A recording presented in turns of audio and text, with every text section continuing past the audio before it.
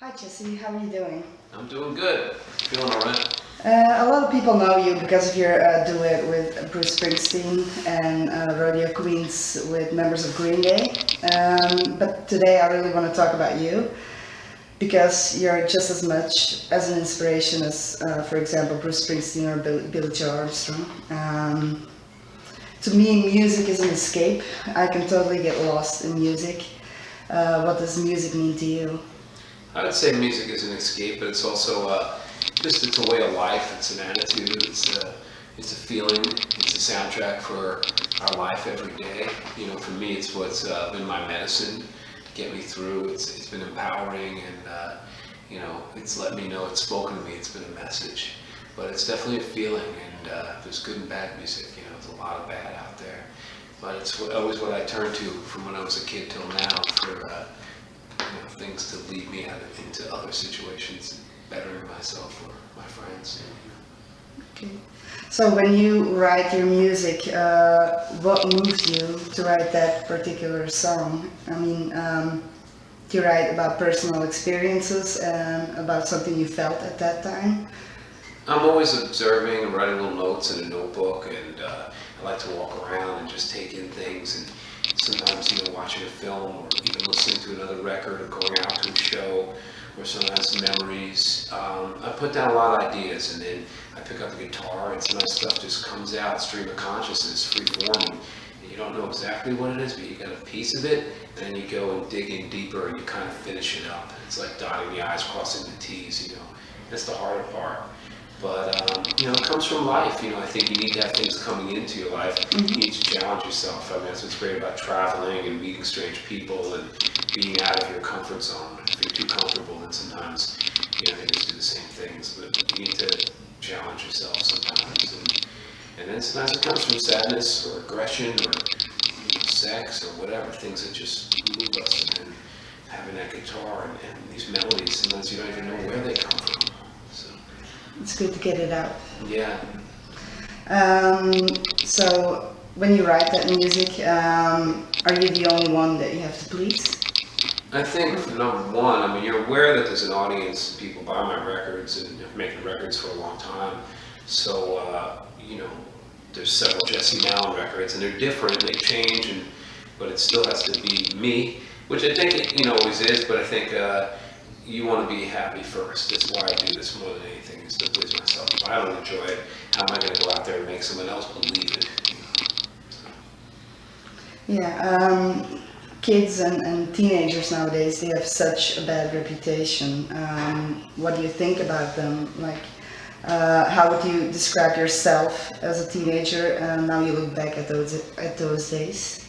I was a lot angrier when I was a teenager. I was like, mad at the world, and mad at my school, and the people in my town, and I had to really prove myself. And I think I'm still mad at times with mainstream society and the norm and things that hurt people, government and religion. Part of it, things that bring us down, I think. But as a kid, I wanted it all. There's a Ramones song called I Wanted Everything. And it's like, we just wanted to know. We got on trains and we went distances to find places we wanted to know about the history of music that we like, where it came from, who produced the records, who wrote the songs. We wanted to know about, love and sex and girls and, just seeing bands and how everything worked, equipment and guitars and, also a lot of the groups I listened to were talking about things I didn't have no idea about, being some little white American kid in the suburbs. Bands like The Clash would come and talk about all this great music, like reggae and ska and, calypso and salsa and jazz, and then they talk about what was going on in Central America, U.S. imperialism, sexism. So a lot of the bands, through rock and roll, through a good energetic rhythm and melody and stuff, open our minds to think about other things that we might want to look into. What is he saying? Who's that? Who's Federico Lorca? And it made you do the homework. So okay. I was really interested as a kid in checking shit out, learning something. And if you could go back to, let's say when you were 15 or 16 years old, with the knowledge that you have now, what would you change? I probably would practice a little bit more than I did even. I would think I'd be more open. It was very one-track mind, punk rock. I was into like just, I threw away all my rock records. I was just very much part of the hardcore scene and, the politics behind that. And I think I would maybe be more accepting of other things, other influences, just more open instead of being on that one track in a very militant way, which I guess you need to do when you're a kid. Sometimes you need to really hold on tight and go, this is me, and this is what I'm into, and, whatever, look at me. But I think there's a lot of colors, a lot of different things that I might have missed out by being so one-sided. What did you do before you started this band?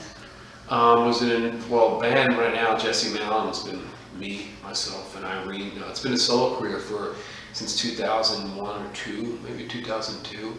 And I've had different musicians play with me. Some the same on a lot of records, but definitely it's me alone, sometimes with a band. Before that, I was in a group called D-Generation, and we played for about 8 years all over the world, kind of a rock and roll, punk rock thing. We toured with Ramones and Green Day and Offspring and Kiss and Social Distortion and L7.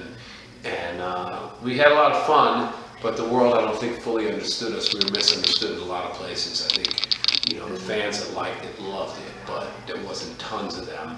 And nobody really listened to my lyrics. It was, I cared about my songs, but it was more about the shoes and the makeup and the hair and the mosh pit. And it really wasn't so much about the substance. So when I got a chance to be a solo artist, I was able to strip it down and have it be just more about the material and the lyrics and the songs. So it was frustrating, but D-Generation was a fun time, and I still do it occasionally. Again, we have a new record coming out in June, July of this year, 2016. Same 5 guys, and it's our first record since '99. Okay, I'll be checking that. Yeah. So how did you get the courage to live with the insecurity of saying, like, I'm gonna just quit my job, leave, get on the road, and play my music? I started playing music at like 12 or 13 and started playing clubs like CBGB's when I was really young, and went on tours in the hardcore days with bands. People were adults, older people. But, my first record came out, God Is Dead, Heart Attack, my first band when I was 14. So this has been going. I always seem to get a record deal. I know record companies don't really support the artist in so much anymore, and it's not the business in the same way. But I was lucky to come up in a time where labels were able to fund a lot of projects and support my records and pay for stuff and give me the promotion and get me on the road. I could build up a fan base, and now it's there.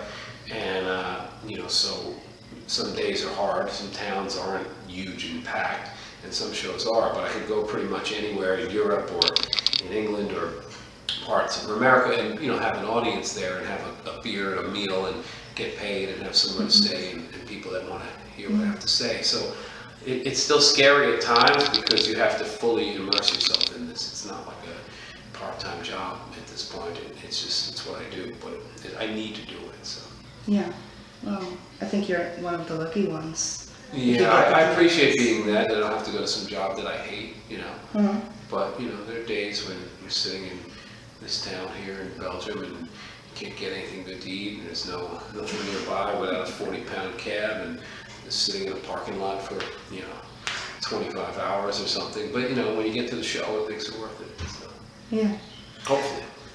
it will. Someone once called me an outsider, and I don't really care about being different. I think it's okay to be different.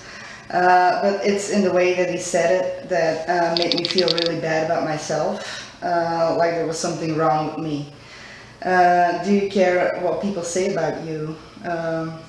I'd like to say no and just believe that people that care about me and myself, but sometimes we can be sensitive. Depends what kind of mood I'm in, but I feel that, you have to read your press. Sometimes people love you, sometimes you work on something that's so, close to your heart, and then someone tears it apart in some article. And you gotta get thick skin and realize that it's just one opinion, and opinions are like assholes. Everybody has one. But I always felt like an outsider growing up, and I was felt that music, especially punk rock, spoke to me and said that it's okay to be different and it's okay to be, you know, alone. It's okay to feel these things, and maybe you aren't alone. Maybe there are people that think like this and accept this. And you know, someone like David Bowie came out in the '70s. He just died, but like he must have said to so many people, like it's okay to be like a freak, or you know, let that fly. Like be yourself. And in the end, if you can do that, I think you'll be happier. So, Yeah, but I it's think not so. easy. And you have to battle a lot of stuff to get there.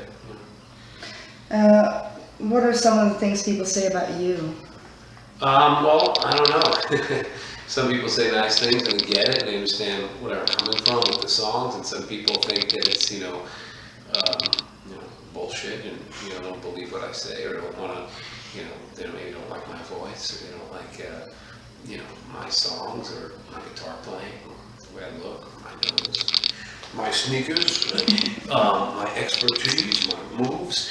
I mean, you know, people are going to say a mix of stuff, and like I said, you know, a lot of artists will say, don't read your own press, but sometimes it's hard not to want to see what Uncut Magazine or Mojo is saying, or the New York Times, or, you know, and also if you read your press and it's all good, you can get really inflated, but it is important to have people, I think, support you and find some kind of feedback that's positive, because it helps when you get somebody you respect tell you something, or you know, it gives you empowerment to feel like, wow, I can do this, and then you go and write maybe 3 more songs or 30 more songs.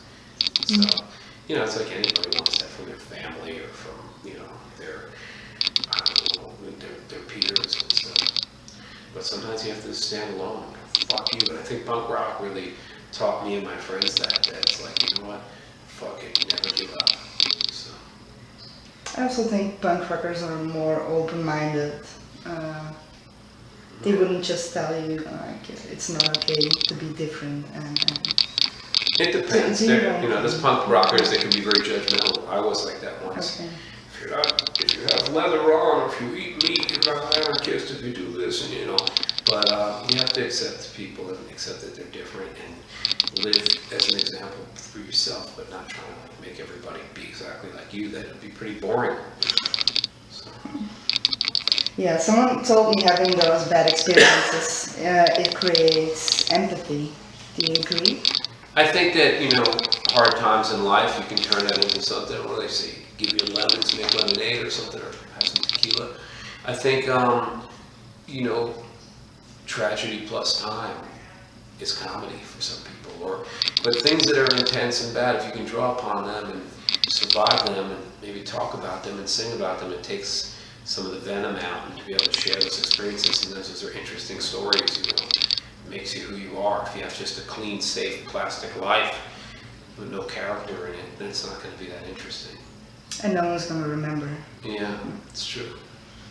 Well, during this interview, I found out that you're an honest person, and it is important.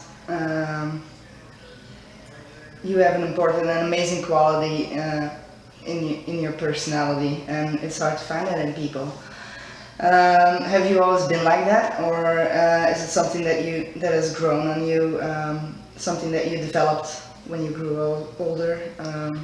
I don't know. I couldn't. I'd have to be in some kind of psychological analysis to know. But you know, I love talking to good people like yourself. You seem really open and nice, and to talk about music and sit here and, you know, this is what we do. I mean, if I had to do this every hour all day, I might have to make up stupid answers just to entertain myself. But you're the first interview today, and you know, you say you don't want to do this. Sometimes artists get jaded, like, I don't want to talk to a journalist, and we've been doing all these interviews for Spain. But on the other hand, you know, we're out here to get heard, get our music out there, get the message, what we're singing out to people.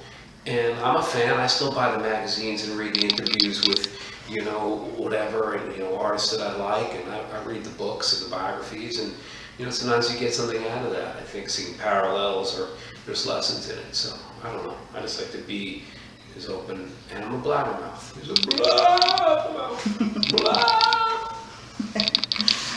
Well, I think this has been an amazing interview, at least for me. Is there anything else you would like to talk about? No, I think you covered most of it. I mean, I'm glad you're going to see the show tonight, and that we're in a place that I've never played. I've never played this down before. I've been to Belgium a bunch. This is the Outsiders Tour. It's 2016, oh my God. And yeah, we're midway through this tour. We got another 2.5 weeks. And I think once you get through the first half, it just starts to get kind of fast. But we moved really fast through the UK.